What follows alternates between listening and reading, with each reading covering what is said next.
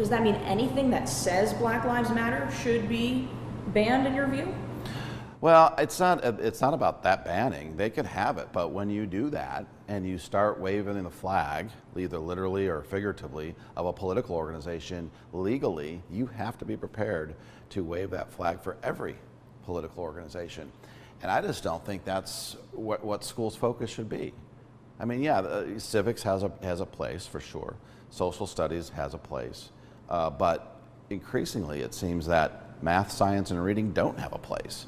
And I think schools should get back to the basics, focus on those things, so we can raise children that can compete again with the rest of the world and win. The school system has been infiltrated by individuals with left-wing political ideologies. Whether it be at the kindergarten, elementary school, or high school, this issue continues to grow, worrying both parents and a portion of the population. Before going further, I invite you to sign our petition at stopclassroomgrooming.com to fight back the indoctrination of children in school. Teachers can hold whatever personal views they want. The problem is that many teachers are bringing their personal opinion into the classroom, incorporating teaching on sexual diversity, gender ideology, Black Lives Matter and its racial theories, LGBTQ+ propaganda, drag queens, and as well as socialist and Marxist viewpoint at the expense of conservative values portrayed as extremist. We witnessed this phenomenon in Canada, and especially with the radical SOGI 123 educational program in British Columbia, which is defined as a tool to help educators create an inclusive and safe schools for students of all sexual orientation and gender identities.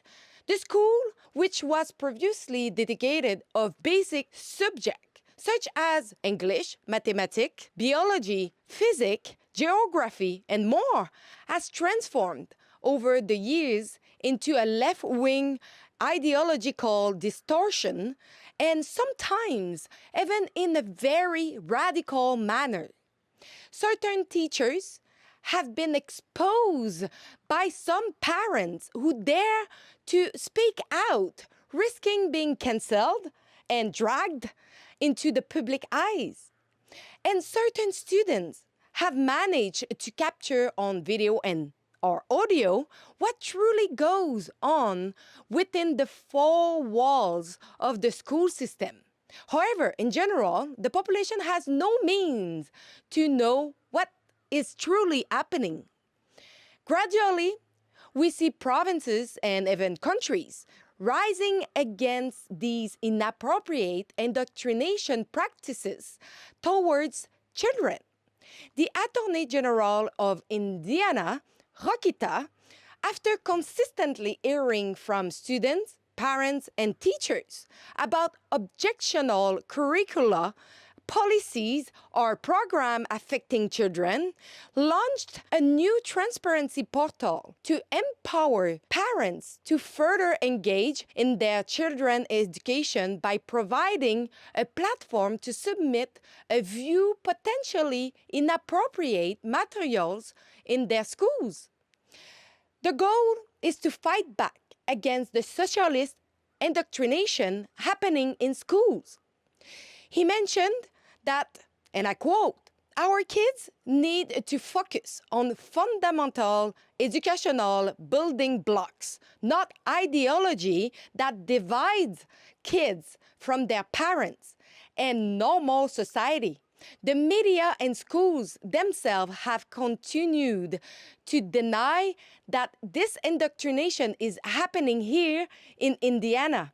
So my office is launching Eyes on Education, a platform for students and parents to submit and view real examples of socialist indoctrination from classrooms across the state.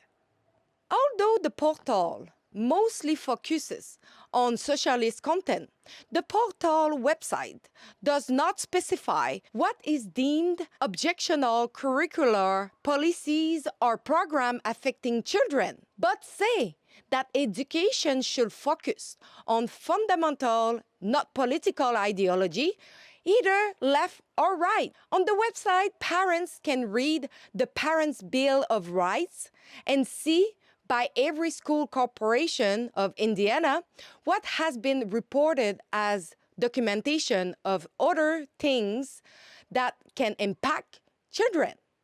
Students, parents, and educators can submit complaints on the web portal by clicking on the Submit to Portal button and filling out the education transparency form.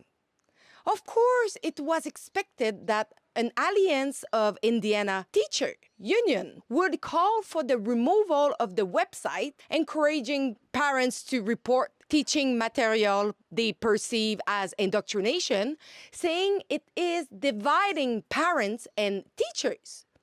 Or maybe teachers just don't want their ideology and agenda being exposed to the public.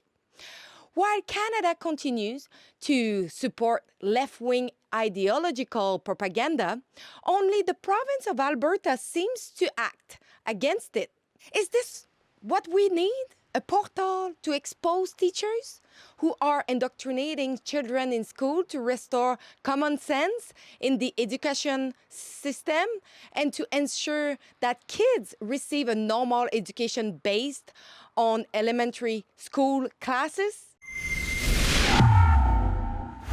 Don't forget to go over stopclassroomgrooming.com, sign our petition, make your voice heard that in the school system, we are not grooming and indoctrinating our children.